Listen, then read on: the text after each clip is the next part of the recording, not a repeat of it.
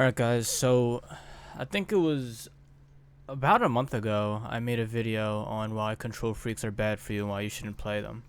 And I still agree with 100% of everything I said in that video. I first started off by saying how it hurts your movement, especially because I play tactical.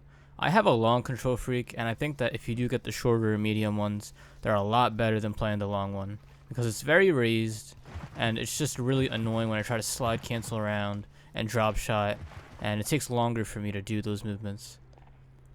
But I just think it's really bad for your movement. Even though I switched to them recently, I'm still trying them out to see if I like them, because I will admit my aim has gotten a lot better. But as far as movement, yes, control freaks are still bad for your movement. And there's people like Joe and Aiden and all these other people who have amazing movement with control freaks. And you're like, but Seal, what about those people? They have the best aim and movement in the game. Well, I think that they don't play on high control freaks. They only play on low and medium ones. Especially Aiden, because I know Aiden plays tactical, and it would be pretty much impossible to play tactical with a long control freak, and I know from experience. But also, I feel like they can get away with it a lot more too, because professional players value aim a lot more than they value movement. So if you see a lot of these movement players who YY and do all these fancy things, control freaks could actually be a lot worse for that. But if you're focusing on your aim a lot better, like slide around, you want your aim to be really good, instead of like, I don't know, doing fancy movements or whatever, then control freaks, yes, I think that they will have the benefit of making your aim better, and you can hit more precise shots. I also did say in my video that control freaks hurt your aim, and I explained why. I said because if you use higher dead zone, you get more aim assist, and also most people who like to play with control freaks, they like to go 0 dead zone. They like to put the dead zone to 0 and then put their stick sensitivities to like 10-10, 15-15, 20-20. And I think that is still horrible. You shouldn't do that at all. The main people who use control freaks that I see are using them wrong. I feel like control freaks are worse for them because they're not taking advantage of the control freak. So they're out there putting their settings really high, and they're like, oh, since I have control freaks, I can control it better. So let me put it on 15-15, and I'll feel like I'm playing on 10-10. Like, you shouldn't do that at all. If you see professional players, they're still playing 6-6, 7-7, using control freaks and all that. And if you didn't know, I myself dropped my PRs on console with control freaks. It was 32 in Warzone and 28 or 27 in Search and Destroy. But I switched to 2-2 instead of playing 1-1, and I use control freaks.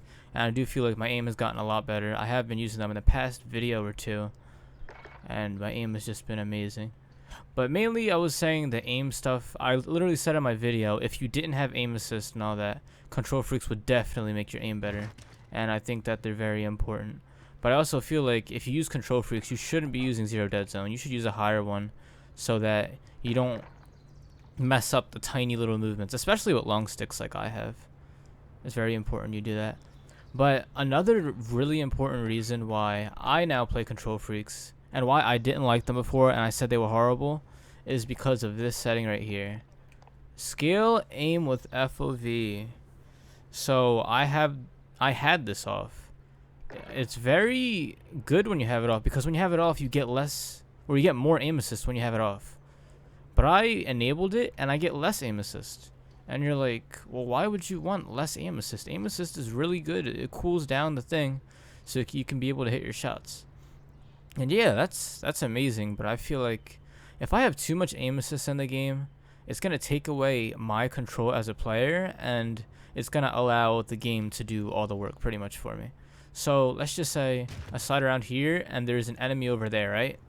If I have it off, the cooldown is going to be like slowly. It's going to start from like right here, and it's going to slow down until I get to the target. If I have it on, since I have control freaks, I can control it a lot better. So I can just go right here, and then it probably starts to cool down right here all the way to the guy right there. So since I have control freaks and I have scale aim assist with FOV on, it allows me to hit my targets a lot more, because I can use my control freaks to use no aim assist, and then use the aim assist right when I get to the target. So I do think if you don't use control freaks, you should have it disabled. If you use control freaks, please enable it. I think that's very important. And I just feel like most professionals do play with that enabled. So it makes sense why, oh, Seal, you say control freaks are bad, but the professionals are using control freaks. Their dead zones around like 0.03, 0.05, and they play with scale aim with FOV enabled, and they play 120 FOV. So what do you mean? Like, pretty much I was using 105 FOV because I wanted more aim assist, higher dead zone because I wanted more aim assist, and I wanted this off, so I wanted more aim assist. So if you put all these on like I did right here, like turn down your dead zone, put aim assist with FOV on, and put a higher FOV, you will lose a lot of aim assist. But that's where the control freak comes in, and it makes up for the aim assist, and you can be able to have 120 FOV, you can be able to have more free aim, and the aim assist won't bother you unless someone's like right there, and the aim assist will stop right when you get to the person. Control freaks can be really bad for some people. I just think that the pros can get away with it because they turn down their aim assist, and then they only make their aim assist at specific points. So that's why if someone's over here, like I said, snap right onto him instead of having a super slow cooldown, and it can mess up kind of their flow. But at the end of the day, like I said, please don't use high control freaks, and don't use control freaks that have 0 dead zone, because you're just limiting the potential that you can have with your control freaks. And do I 100% think that control freaks are better than non-control freaks? No, I think that control freaks do give a huge advantage, but I do know a lot of professional players who don't play with control freaks at all. So I think control freaks are mainly like if you want to put your aim first before your movement, and that's probably why I've been using control freaks a lot more, because I want to put my aim first before my movement. But also, I want to have good movement too, so I'm still getting used to it. I don't know if I'll be switching fully, but I'm going to keep using it. Hopefully I can get better aim, and hopefully I won't get a long one. I'll get a shorter one. Hey.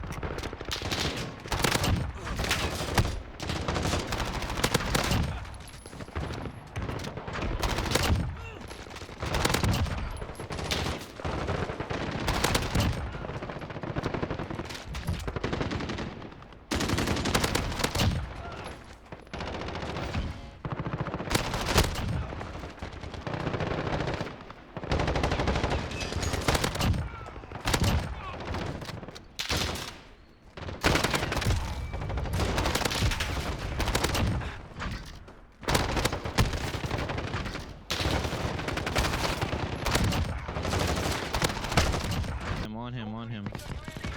No. Oh my. A whole team. Too, so I only You know what I have though of that? I have the Mambo gaming. Oh my god, that is good, bro. I'm Ordering a mouse. I'm ordering the hyper model. I don't care. I'll order the Death Adder BT next. Sully, oh no.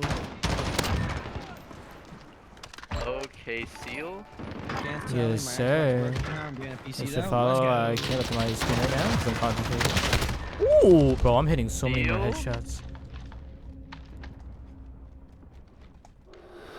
So you don't run stims? I do. It's just I guess I didn't have it right now. Okay. Seal, I'm done crazy. getting I'm martyrs gonna on need this you. M4 class, Seal. I'm gonna need this M4 class. Okay. Who's in for less? Why is Zen asking who this toothpaste kid is? He has toothpaste slight in his thing, but... Hey, I'll clear up there. Everybody be quiet. Yeah. That is a kid. I think